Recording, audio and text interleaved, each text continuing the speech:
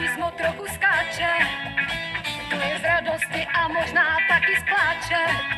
Šla jsem tuhle na nároží, zeptat se, zda přišlo zboží. Mají-li ty tmavovnědé punčocháče.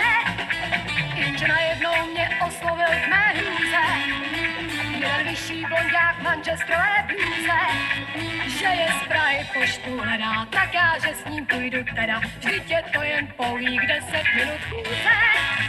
Co se stalo, stalo, stalo se a nemělo se stát. Co se stalo, stalo, stalo se a tak ti musím psát. Prostě chodíme teď spolu do bijáku, taky na plochu a na okurky vláku. Milujem se, on je skvělý, nejezdí už na neděli, bez tak máš tam v Praze děvčat jako máku.